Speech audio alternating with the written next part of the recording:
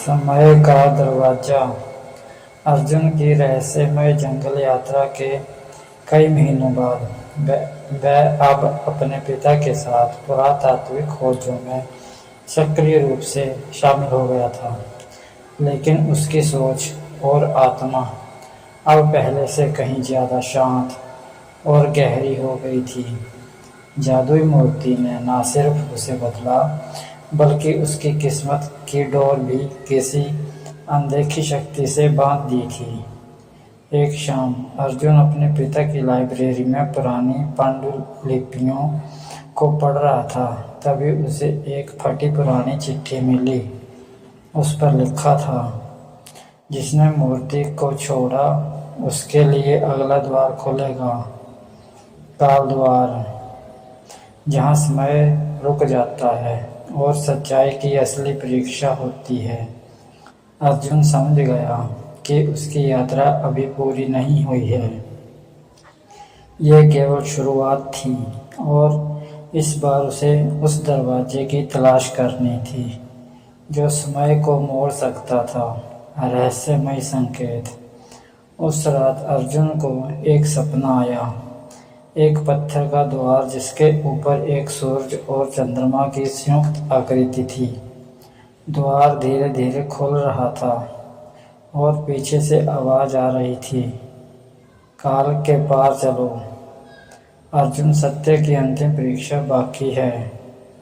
अर्जुन ने अपने पिता से बात की। हैरानी की बात यह थी कि उनके पास भी एक अधूरी पांडुलिपि थी जिसमें काल द्वार नामक स्थान का उल्लेख था। वह स्थान किसी समय प्राचीन राजसिंह गुफा में छिपा माना जाता था, जो अब एक वीरान पर्वत श्रृंखला में स्थित था।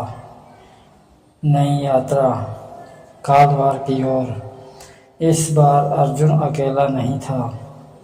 उसके साथ थी नीलम, जो अब पुरातत्व की शोधकर्ता बन चुकी थी, और विक्रांत सेना में अधिकारी था। तीनों ने मिलकर एक नई खोज की योजना बनाई। कई दिनों की यात्रा के बाद वे राजसिंह पर्वत तक पहुंचे।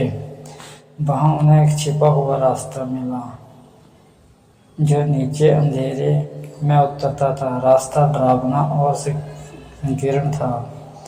पत्थरों पर वही चिन्ह खोदे थे, सूरज और चंद्रमा की आकृति। रास्ते के अंत में एक बड़ा दरवाजा था, काल द्वार, समय की दुनिया। जैसे ही उन्होंने द्वार पार किया, उन्हें ऐसा लगा जैसे दुनिया थम गई हो। चारों ओर कोई हलचल नहीं थी। पेड़, हवा, पानी सब जैसे जम गए हों। ये कोई और ही आयाम था। एक बूढ़ा व्यक्ति वहीं बैठा था जिसने खुद को काल पुरुष कहा।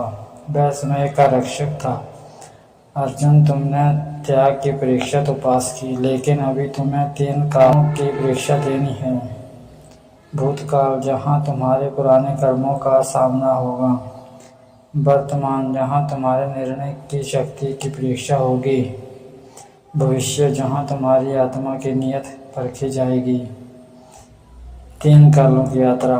भूतकाल, अर्जुन को अपने अतीत में वापस भेजा गया, एक ऐसी स्मृति में जहां उसने एक दोस्त को धोखा दिया था।